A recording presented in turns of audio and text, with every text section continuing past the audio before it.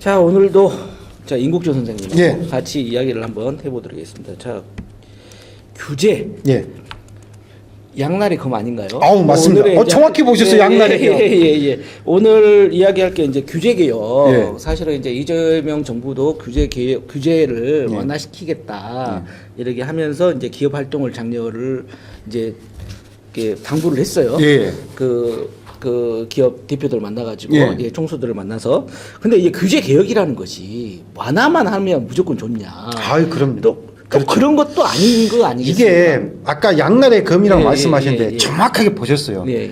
규제를 완화해야 될 부분이 있고 예. 규제를 강화해야 될 부분이 있어요. 예, 그렇죠. 그러니까 명칭을 우리가 정치적으로 보여주기 좋기 위해서 규제 완화 개혁이라 하지만 정확히 하면 규제를 어떤 식으로 합리화할 것이냐가 중요한 거예요. 규제 합리화. 그렇죠. 그런 표현으로 그냥 바꾸는 것도 괜찮네요. 그렇죠. 불필요하거나 없애야 될 규제는 없애되 오히려 강화시켜야 될 규제는 있어요. 그렇죠. 그러니까 예를 들면은 이제 규제를 이렇게 완화시켜야 되는 측면으로 보면은 장점은 있어요. 새로운 산업을 진출할 수 있도록 하는 장점도 있고 예. 또 경제를 활성화시키고 이에 따라서 일자리도 늘어나고 또 투자도 유치될 수도 있고 또 창업하거나 사업하기 위한 절차도 좀 간소화되고 이런 부분 또 그거 절차를 간소화하니까 행정의 효율성도 증가해요. 네. 뭐 공장 하나 만드는데 몇 달이 걸리고 막 수십 개 수백 개 서류를 가져간 것보다 훨씬 줄여주면 행정도 뭐 공무원도 그렇죠. 일도 편하기도 그런 하고 규제들은 좀 완화를 시켜줄 필요가 예, 예. 있는 거죠. 기업 활동을 예. 하기 위해서. 그다음에 예. 세상의 변화 속도가 과거보다 너무 빠르지 않습니까? 그렇습니다. 그러면 각 나라별로의 어떤 산업별 경쟁력을 강화시키는 측면도 있고 이러한 이제 장점도 있는데 그 반면에 또 단점도 있어요. 예. 근데 단점은 또 어떤 게 있냐면 규제를 완화하면 환경이나 노동이나 소비자 보호에 대한 안전망이 약화돼요. 그렇죠. 산업재해가 증가할 수도 없고 또 환경 오염 문제가 생길 수도 있고 또 가보지 않았던 길을 가기 때문에 예. 시장에서 또 실패할 가능성이 있고 또 공정한 그 경쟁이나 이런 것들이 필요한데 어느 특정한 산업이나 특정 회사의 새로운 산업 부다다 보니까 예. 거기가 오히려 독점이 돼가지고 문제 생길 수 있고 예를 들면은 카카오 같은 경우 카카오. 지금 뭐 택시라든가 대리라든가 이런 부분에서 지나치게 또 배민이라든가 뭐 이런 그 플랫폼 기업들 사실 초기에는 신산업 분야로 독려했지만은 결국 세월이 지나고 보니까 독과점 기업이 돼가지고 지나치게 착취하는 어떤 그 모양새를 띠고 있어서 사실은 택시를 잡는데 예. 카카오가 아니고는 예. 택시가 안 잡히는 실정이 그렇죠. 되면 독점 현상이 그러니까 피해가 되는 거죠. 유일하게 전 세계에서 우버를 막은 게 우리나라거든요. 우버 막았죠. 그렇죠. 예, 예. 그러니까 우버가 들어오면은 기존의 택시 사업이 다 망한다. 그래서 우버를 막았는데 예. 카카오가 기존의 택시 사업을 다 집어삼키고 있어요. 그렇습니다. 그래서 택시 기사들을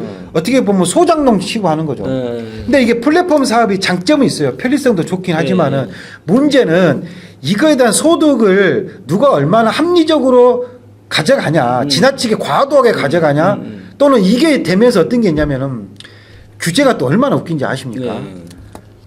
그 규제를 완화하거나 새로운 산업에 진출을 하려고 하잖아요. 네. 그러면 정부에서 여기에다 회의를 할까 합니까? 그 회의에 참여하는 사람이 누굽니까? 없어요. 누가 참석하는지 아십니까? 누가? 기존에 관련된 업계 사람이 참석을 해요. 신산업을 해로만. 예를 들어서 예. 보십시오. 새로운 모빌리티에 대한 뭐 신규 산업에 대한 규제라든가 꼭 뭐 어떤 그 산업을 성장하게 하는 회의를 한다. 네. 그러면 새로운 모빌리티를 하기 위해서 그 회의에 참석한 사람 누군지 아십니까?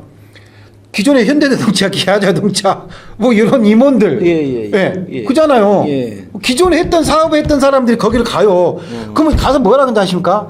이게 자기들 쪽에 유리하면 이거 해야 된다고 해요. 그러겠네요. 자기 쪽에 불리하다. 그러면 이런 규제 만들어야 된다 얘기를 해요. 당연한 거 아니겠어요? 그렇죠. 자기 밭에다가 자기 논에다가 물대기 좀. 그렇죠. 예. 그래 놓고 요 부분을 정부에서 요 방향으로 간다 그러면 자기도 그 사업 목록 추가를 해버려요. 그래서 뭐 도심의 항공이 됐든 뭐가 됐든지 간에. 그것은 그렇죠. 왜냐하면 대기업 위주밖에 안 되는 거죠. 가장 정보를 빨리 얻는 중소기업이나 아주 아이디어 좋은 특별한 기술 개발자가 혁신적 기술을 만들었어요. 근데 이걸 자기가 뭘 하려고 했더니 자본도 없고 기술은 있고 아이디어는 좋은데 뭘 못해. 그러니까 이걸 가지고 정황부처에 가져가지고 돈을 좀 지원해 주라. 혁신적인 아이디어니까. 그러면 이거를 회의를 해요. 그러면 대기업이 이걸 싹 가져가요. 얼마나 웃기냐면은 자율주행차다 그거 아세요? 우리나라에서 어느 대학 교수가 미국보다 훨씬 이전에 자율주행차 기술을 만들었어요. 이게 10년도 넘전해요. 그래요? 근데 그때 이 무인 자율주행에 대해서 아무도 공무원들이 이걸 몰라요.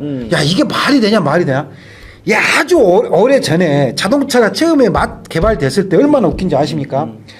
마차가 없어지니까 예. 마부들 직업을 위해서 자동차 앞에서 불 들고 길 안내 준 적도 있었어요.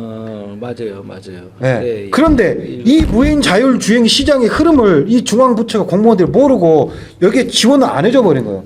그러니까 지금은 구글이라든가 미국이 그다음 테슬라가 자율주행의 넘버원이 된 거예요. 중국도 마찬가지고. 그때 만약에 어떤 공무원이 미래 사회의 변화를 보고 그때 자금 지원했었으면은 무인 자율주행 시장은 우리나라가 전 세계 넘버원이 되는 거예요.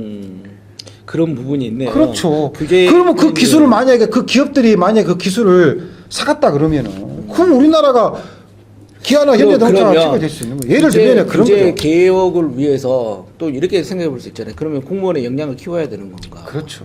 아, 그래요. 그것도 필요하고 그것도 필요하고. 그 다음에 우리나라도 최근에 이제 디지털 정부 혁신이라든가 창업 지원 규제 샌드박스 통해서 많은 좀 가시적인 성과를 좀 내기도 해요. 그러니까 이런 부분들에 대해서 중요한 건 뭐냐면 정책을 관리하고 위반하는 사람이 미래 사회 변화에 대한 혁신적인 생각을 가진 사람들이 많아야 되고 그 사람들이 변화를 선도를 해야 되는데 사실은 고시 패스한 공무원들이 미래 사회 변화를 공부하기가 쉽지가 않아요.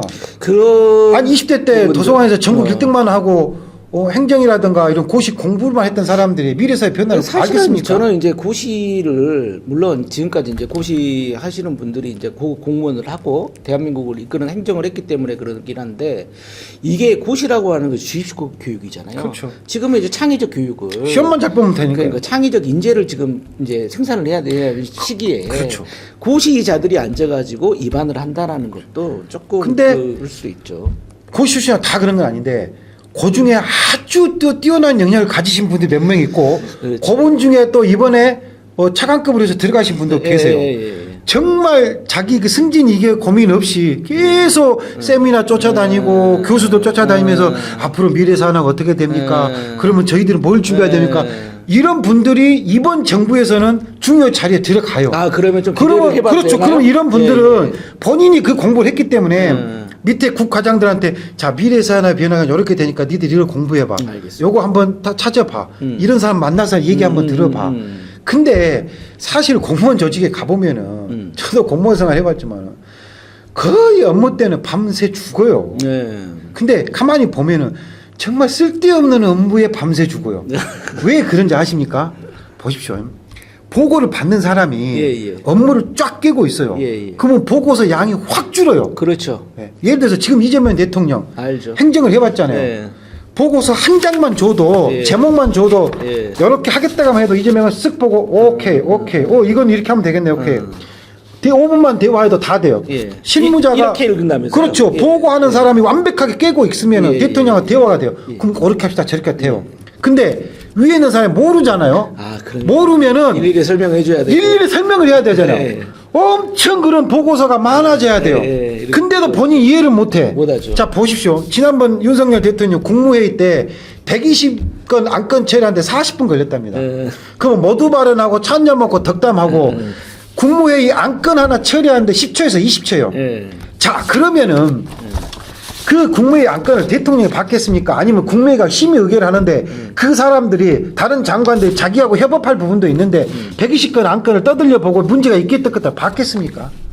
그러니까 이 국가 운영이 개판된 거죠. 그렇죠.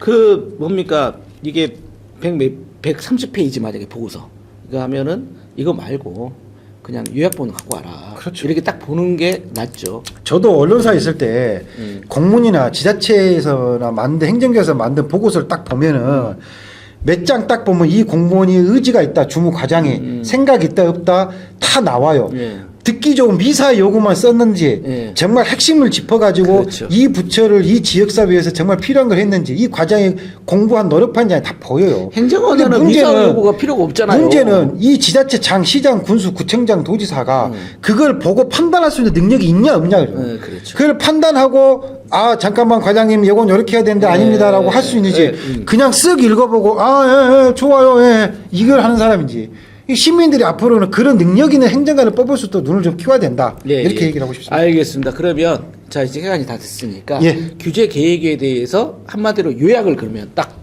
예. 해주시죠.